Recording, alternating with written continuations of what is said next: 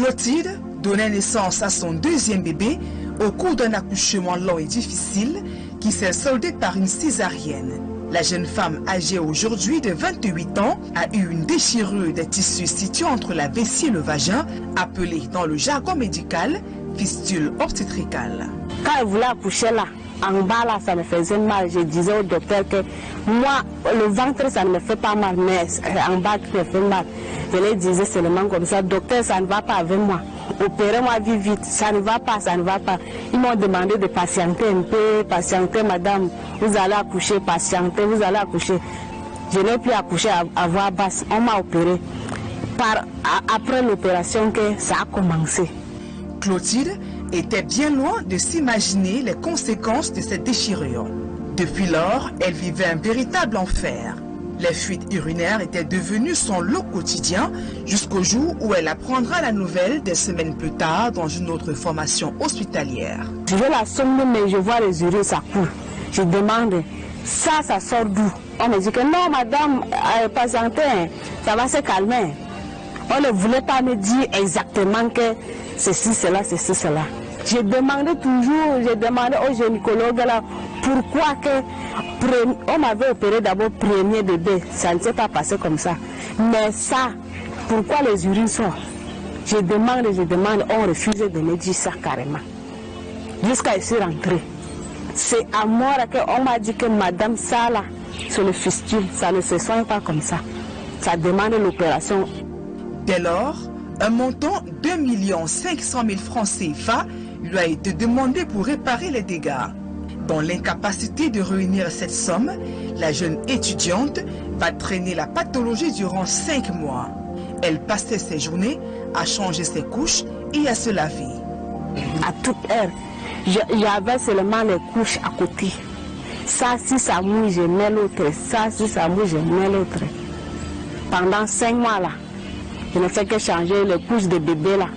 Et je ne pourrais pas que partir marcher avec ça parce que je me sentais mal à l'aise. Au niveau des gens, tu restes comme ça, même pas 30 minutes, tu te mouilles. Tu vois, c'est pas facile.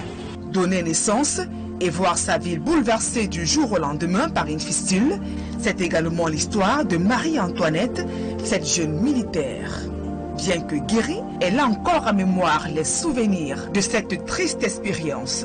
Durant mon début de carrière, je contracte la grossesse, je pars pour accoucher, je constate un certain nombre de choses. On m'a opéré la première fois, l'opération a lâché. Déjà, la fistule recto-vaginale, c'était vraiment... pour moi, c'était comme si on appelait un méchant. Parce que là, du moment où on prononce même ce mot-là, ça me frustrait. C'est dans ce centre de prise en charge de l'hôpital protestant de Ngaoundéré dans la Damawa que Clotilde et Marie-Antoinette ont obtenu le miracle d'une guérison grâce à un programme subventionné par des ONG. Je suis en forme, j'ai repris mon boulot, je suis allé en stage. Vous savez, les stages militaires demandent la force parce que j'ai fait l'effort de respecter toutes les conditions qu'on m'a données après l'opération.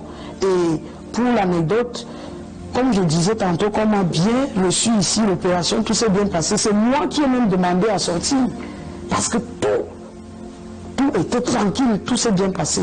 C'est vrai, la fistule, elle est curable, mais chirurgicalement, uniquement.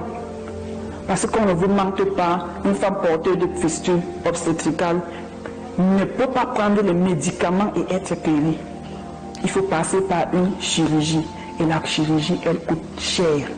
Dans cette ville, comme partout dans le Grand Nord et dans l'arrière-pays, les porteuses de fistules obstétricales se succèdent. La plupart des cas révélés sont dus à des mariages précoces et à la faible fréquentation des hôpitaux. La grande majorité des victimes sont issues des familles démunies. Surtout avec la culture que nous avons ici, où les femmes ne sont pas ouvertes, les femmes ne sortent pas. Dans notre région, nous voyons que les femmes fréquentent moins les formations sanitaires. Une femme qui est enceinte, elle ne peut pas aller dans les CPN parce qu'il faut demander l'avis de l'époux. Il n'y a pas une liberté de choix. On peut parler des accouchements à domicile. On peut parler même des avortements. La tranche d'âge des femmes qui sont souvent atteintes à ces problèmes de santé se situe entre 12 et 20 ans. On peut parler des grossesses précoces, des mariages précoces. C'est pour ça que nous demandons aux parents de laisser les filles un âge assez mature avant d'envoyer les filles en mariage. Au Cameroun et en Afrique, la fistule obstétricale est souvent considérée comme une malédiction. Selon des spécialistes de la santé, les femmes atteintes sont souvent rejetées par la société ou encore répudiées par leur époux. Marie-Antoinette figure parmi les rares à avoir bénéficié du soutien de ses proches. J'ai eu la chance que ma famille m'a beaucoup soutenue. Et aussi, c'est aussi un combat interne. Il faut aussi être fort. Il faut être fort. Moi, j'ai eu cette chance-là d'être accepté, on m'a compris. Dans la famille, on m'a soutenu. Parce que imaginez-vous, une femme qui était bien portante, à cause de l'accouchement, elle a eu ce problème où elle ne parvient plus à contrôler ses urines. Et c'est traumatisant. Quand elles arrivent en société, elles dégagent des odeurs qui ne sont pas bonnes. Est-ce que ça va attirer les gens vers elles? C'est pour ça que les gens sont obligés de s'écarter d'elles. Elles sont isolées. La femme est, à un moment donné, est abandonnée à elle-même. Elle est abandonnée par la société, elle est abandonnée par la famille, par son époux même, avec qui elle a eu ce problème. Certains se suicident, elles se ôtent la vie, ou elle perd la tête. C'est une maladie normale, ça peut arriver à toute femme. Mais eux, ils prennent ça comme la sorcellerie. Le programme lancé, qui avait permis aux femmes de retrouver une vie normale, a été arrêté faute de financement. Face à la douleur et le calvaire que subissent les femmes victimes, un SOS est lancé en direction des pouvoirs publics et des âmes de bonne volonté. Actuellement, j'ai sur ma liste beaucoup de femmes qui en souffrent et qui m'appellent à tout moment pour avoir un sourire, pour avoir une lueur d'espoir de réparation. C'est un problème dans notre région, surtout ici à la Danois et dans le Grand Nord en général. Nous faisons un appel à ceux qui peuvent nous aider à donner du sourire à ces femmes-là qui ont perdu ce sourire parce qu'elles ont voulu mettre au monde un enfant. J'aimerais vraiment que tous ces gens qui sont derrière ce projet vraiment continuent dans le même sens. Avant d'arriver ici, ma famille a eu à dépenser tellement d'argent dans un autre hôpital pour ça. Au Cameroun, la fistule obstétricale demeure un véritable problème de santé publique.